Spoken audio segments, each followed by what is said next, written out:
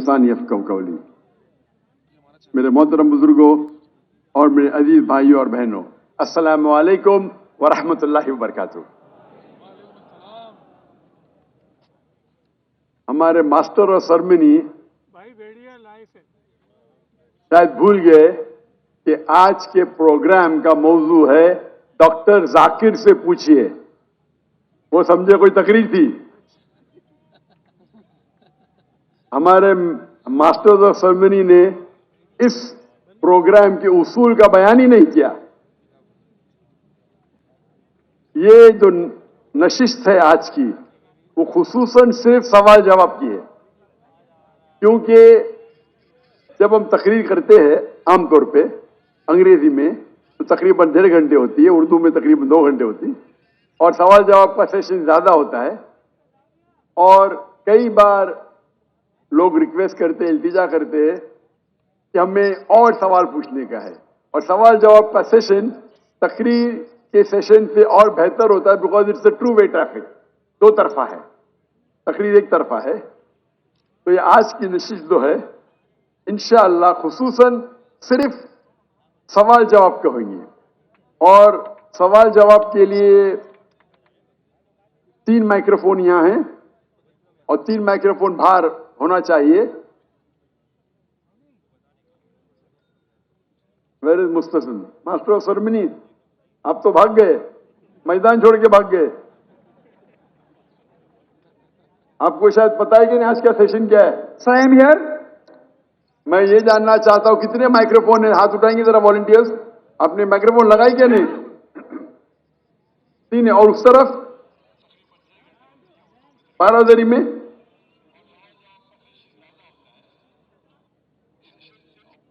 बारादरी में 2 है। माशाल्लाह 5 माइक्रोफोन है। 3 गवर्नर हाउस के मैदान में है और 2 बारादरी में है।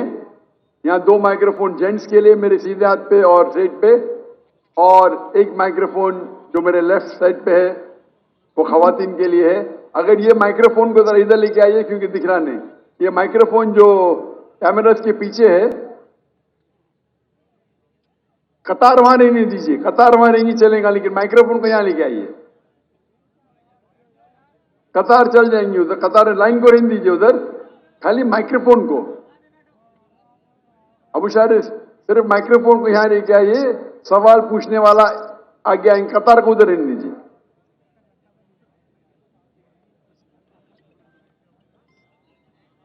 और इंशाअल्लाह हम पहले हमारे नॉन मुस्लिम, गैर मुसलमान भाइयों और बहनों को मौका देंगे। वो हमारे गेस्ट ऑफ ऑनर्स है, खुसूसी मेहमान हैं। तो अगर कोई गैर मुसलमान भाई या बहन सवाल पूछना चाहता है, उनके लिए पहला प्रेफरेंस दिया जाएगा, पहला प्रेफरेंस। उसके बाद इंशाअल्लाह हम मौका दिया तो मुसलमान भाइयों और बहनों से मैं पूछना चाहता हूं कि बारादरी के मैदान में 2 माइक्रोफोन हैं। वहां के वॉलंटियर्स अगर मुझे जवाब देंगे कि आप मुझे सुन सकते, बारादरी के मैदान में जो 2 माइक्रोफोन रखे हैं, एक खवातीन के शोबे से और एक मर्दों के शोबे से, मैं चाहता हूं कोई वॉलंटियर अगर कोऑर्डिनेट करे। हम पहले खवातीन से शुरू करेंगे। एक है, अगर खवातीन में कोई गैर मुस्लिम है, खवातीन के शोबे में कोई गैर मुस्लिम है जो सवाल पूछना चाहती है, इस सवाल जवाब के नशिस्त में आप कोई भी सवाल जो इस्लाम एंड कंपैरेटिव रिलीजन, इस्लाम और दिगर मज़ाहिब, या जो लोग मीडिया में इस्लाम को अटैक करते हैं, उस मौजू पे आप पूछ सकते हैं। और गैर मुसलमान कोई भी सवाल पूछ सकते हैं, चाहे कुरान के बारे में, हदीस के बारे में, इस्लाम के बारे में। यह आपका मौका है, आप पूछ सकते हैं। खवातीन के शोबे में कोई भी गैर मुस्लिम नहीं है। भाई के शोबे में कोई गैर मुस्लिम है, या पूछ सकते हैं। आप सवाल पूछने के पहले अपना नाम बताइए, आपका पेशा बताइए, और आप सवाल मुख्तसर सा कीजिए, 2 या 3 जुमले में। अगर 2 या 3 जुमले से ज्यादा है तो उसे स्पीच कहा जाता है। तो सवाल जवाब के सेशन में आप 2 या 3 जुमले में अपना सवाल मुख्तसर से पूछिए, अपना नाम और पेशा बयान करने के बाद। जी हाँ भाई साहब। अस्सलाम वालेकुम। मैं अपना नाम तो नहीं बता सकता, मगर एक चीज़ आपसे कह रहा हूँ कि हिंदूज़ में एक कॉन्सेप्ट है त्रिकालदर्शी। तो बोला जाता है कि कुछ ऋषि मुनीस जो थे वो त्रिकालदर्शी थे, पर एक्चुअली पहले ये कॉन्सेप्ट अल्लाह ताला के लिए था, भगवान ईश्वर परमेश्वर के लिए था कि त्रिकालदर्शी सिर्फ अल्लाह है। मगर मुझे ये महसूस होता है कि भाई साहब, आप मुसलमान है कि गैर मुस्लिम है? गैर मुस्लिम। हिंदू है आप? हाँ जी हाँ, बोलिए भाई। मगर वहाँ पे ये चीज़ हुई कि हिंदुस्तान में जैसे देवबंदी और बरेलवी मसलक भी वहाँ पे रहे, तो क्या ये नहीं है कि त्रिकालदर्शी का कॉन्सेप्ट बरेलवी मसलक जो है वो हुजूर अकरम सल्लल्लाहु अलैहि वसल्लम के लिए भी लेता है, सेम कि वो प्रेजेंट पास्ट फ्यूचर तीनों जानते हैं, जबकि ये कॉन्सेप्ट वही चीज़ है जो मतलब हिंदू सूफियाज के लिए कहते थे, और अभी भी मतलब कुछ ऐसे हैं जो हज़रत अली के लिए कहते हैं और कुछ हैं जो मुख्तलिफ सेंस के लिए कहते हैं कि वो त्रिकालदर्शी हैं।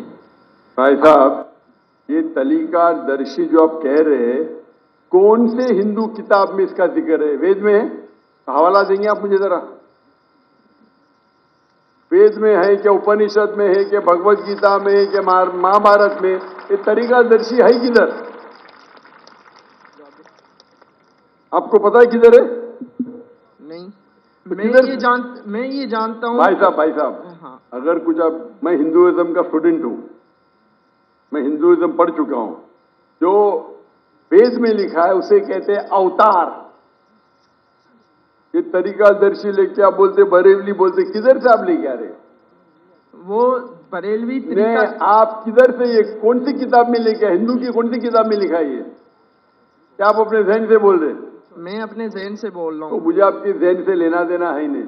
मुझे यहाँ हिंदुइज्म के बारे में आप किताब का हवाला दो। नहीं मतलब सुनिए मेरी बात। अगर आप तो हिंदुइज्म मत बोलो मेरे, मैं जहन से बोल रहा हूँ। आप जब हिंदुइज्म का हवाला देते हैं तो मुझे सबूत चाहिए। अगर मैं इस्लाम के बारे में कहूंगा तो मैं सबूत पेश करूंगा। कुरान का हवाला ये सूरा नंबर ये, आयत नंबर ये। हदीस पेश करूंगा तो कहूंगा कौन सी हदीस में। आप अपने दिमाग से बात कर रहे हो सकता है कोई, सुनिए मेरी, हो सकता है कोई हिंदू किताब में आपने पढ़ा होगा जिसकी वैल्यू नहीं होगी। मेरे लिए हिंदू किताब में सबसे ऊंची किताब है वेद। क्या वेद में लिखा है? वेद में नहीं लिखा। उपनिषद में लिखा है? नहीं लिखा। तो क्यों फिर आप कह रहे हिंदू? पर मैं ये कहना चाह रहा हूँ कि ये जो कॉन्सेप्ट हम ले रहे हैं, हम नहीं ले, मैं जानता ही नहीं ये कॉन्सेप्ट को।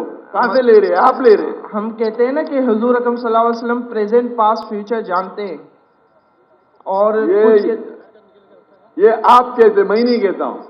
मोहम्मद सल्लल्लाहु अलैहि वसल्लम दुनिया के सबसे बेहतरीन इंसान हैं, सबसे बेहतरीन।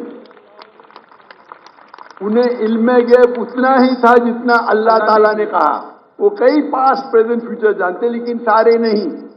उनके पास इल्म था जितना अल्लाह ताला ने उन्हें कहा, उनके पास उतना ही इल्म गैब था। ये आप तरीकादर्शी कहां से लेके आ रहे? ये मोहम्मद सल्लल्लाहु अलैहि वसल्लम के बारे में कहां से लेके आ रहे? मुझे कोई पता नहीं। आप समझ रहे ना? मैं असल में दोनों को कंपेयर कर रहा था कि प्लीज आप पहला हवाला देंगे फिर कंपेयर कीजिए। आप हवाला नहीं देंगे, ऐसी बात करें, लोग को सिर्फ आप घुमा रहे। आप समझे ना? चेहरे पे कपड़ा बांध लिए, नाम ने बोल रहे नो प्रॉब्लम। इतने हिंदू कला है, इतने सवाल पूछे कल, आप चेहरे पे कपड़ा डाल के रखे। मुझे कुछ शक हो रहा है। आप हवाला दीजिए, मुझे कोई एतराज नहीं। तो दूसरा कोई सवाल पूछिए। दूसरा सवाल ये है कि जैसे हम नास्तिक का वर्ड है, अब इस्लाम में काफिर का वर्ड है, तो क्या ये दोनों वर्ड सेम है? भाई साहब ने पूछा कि नास्तिक का मानी और काफिर का मानी सेम है? नहीं, सेम नहीं है। नास्तिक मानी जो